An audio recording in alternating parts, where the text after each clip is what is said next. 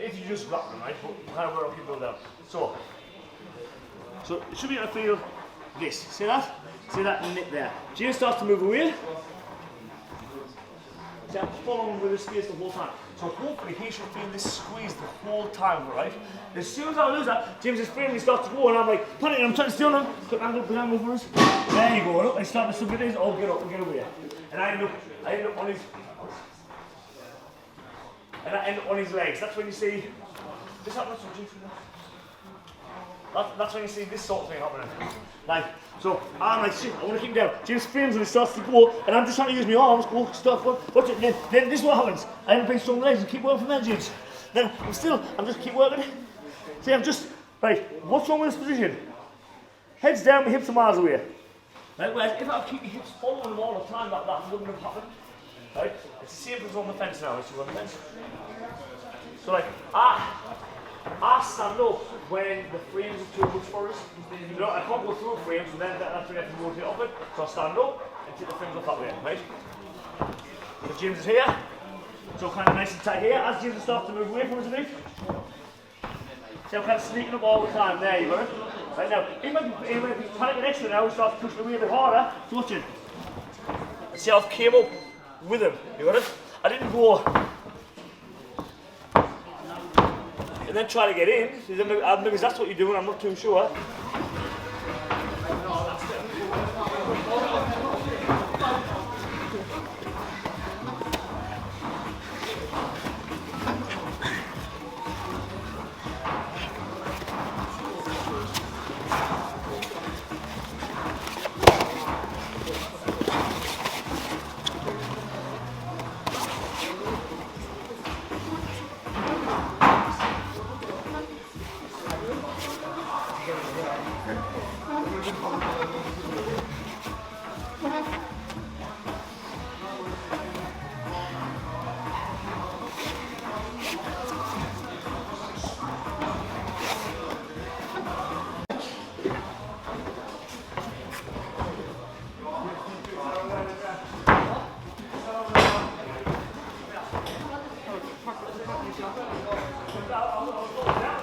I kind of stopped doing like grappling, wrestling, kickboxing classes, and we do the fight team, we just do MMA on each days, and like sometimes it does fall that way, like you generally grapple with punches on the Tuesdays, but there's nothing where it's set in stone or anything, you know, we're just like, I have the fight team in like every day and we do MMA stuff depending on what people need to work on. Yeah. Noticed a lot of like high level guys here tonight, obviously Perry, Cage Warriors, James, everyone's fighting. Yeah. There's a few missing actually. So I think we've got like 30 fighters all together, but I've got some great guys coming through. I think like you say, like James and Perry, they just graft so hard as well. And there's a load more who's coming through. Maybe it's not as experienced as them, but they're kind of coming up as well. Am I right in saying there's a couple of your lads at IMA? There's two, yeah. So they're both out of the tournament now. They are. One guy got the #1 Russian in his first fight, he lost off him. And then the other guy, he got the quarterfinals, but he's just been knocked out today. He has. Not knocked out, but he's knocked out the competition. Yeah. Obviously, like, fantastic seeing that sort of development on like the amateur scene as well. Oh, yeah, it's huge, you know, just having that depth. And I think as an amateur, if you're getting to go against people from a different country as well, which is something you maybe don't normally get. So in that IMF tournament, there's guys who are going with the other best guys from their country. So it's just the experience of doing it, you know, and realising what you need to do to get to there, or like, what you need to work on yourself. Yeah, and for young lads as well, just demonstrating that MMA taking them to different parts of the world and things like that must be a fantastic experience. Oh, it's absolutely amazing. Like, I'm just from like a council estate, and I never went on an aeroplane until I was 27-year-old, and I went to America to fight for Bellator by myself, and I remember I didn't even know what to do in the airports and stuff, you know, and then but now since then, I'm like 36 now, but I've pretty much been to every continent, and I've been to loads of different countries now, so I've done quite a bit in like, 9 years of travelling, you know, it's quite good. How was your 3 weeks into 2022? How was your 2021? I don't know, it's good. I only got one fight in, which is by no fault of my own.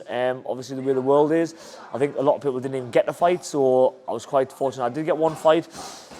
it ended in a no contest with an eye poke, so that wasn't the best, but it is what it is, and hope we build on this year. It's been disappointing because that was a bit of a long-awaited matchup for yourself as well, I think. Yeah, I feel like Rob's kind of the big name as well, and I'm not daft as well. I know, like, I was on the main card because of Rob, and I really thought that I could have beat him, and I thought, like, I felt comfortable in the fight as well. So it is a bit upsetting that I kind of lost my chance to, like, take the shine off him a bit and try to kind of build it for myself, but it is what it is. It's my fault as well, I suppose. Yeah. So, we're hoping to get a few more fights this year, then obviously that restriction's lifted now.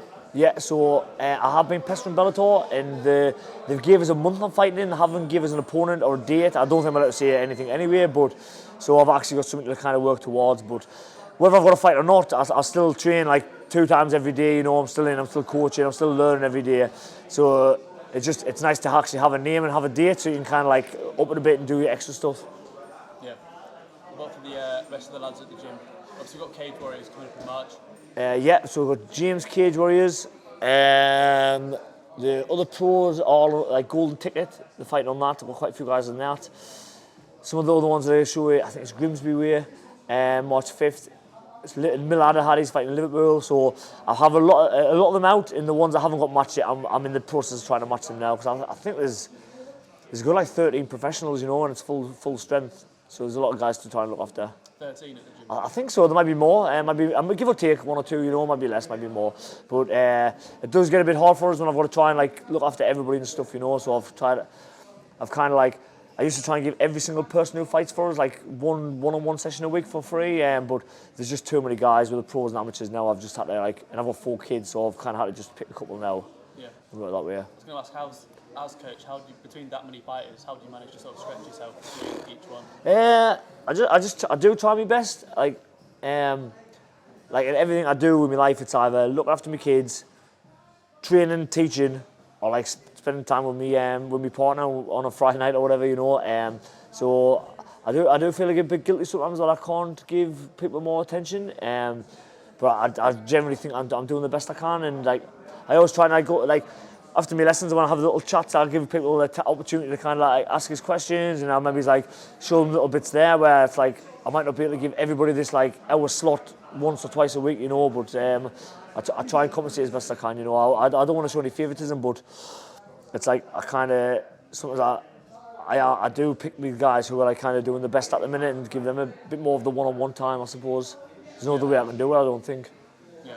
One thing I have noticed about your sessions after having been down for a couple of hours, they do seem quite structured in that, like, obviously you're demonstrating a lot of techniques, but you bring people back together again at the end, sort of answering a lot of questions, things like that. Yeah, so it's just like, it's so you say structure, which I suppose it is, but it just depends. Like today's lesson and some of the other lessons, they might be I'll pick a position and then I'll talk about a few little rules from the position, then we'll get in the position, we'll play about from there, and people will come back with their problems, and then like either I'll know the answer, or if I don't, we'll figure it out, and everybody will have a chart, and we'll think, all right, this is good from here, let's go and try this, and then we'll come back and be like, oh, that didn't work because he was doing this, and then it's like, all right, well, it's changed now, so we need to do something else.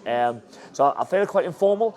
I don't feel myself as one of them coaches where it's like, I say this, you do this. I feel maybe it's more like a team captain, and we kind of like figure stuff out together. You know, I've got a lot of experienced guys here, guys who are like better than me in like a lot of these positions. So I feel for me to dictate to people, and it's not really the right way to do it. Whereas I feel if we're having like a conversation, or we're gonna all learn a bit better, you know, because everybody's got something to offer, rather than just the stuff I do. There's a lot more than that, isn't there? Yeah. So like you like to let the lads play a little bit and work stuff out for themselves. Yeah, so I'll try and give them some rules, and then they will go away and do it, and then hopefully they figure it out themselves, or they kind of come back to the rules and realise what they've done wrong.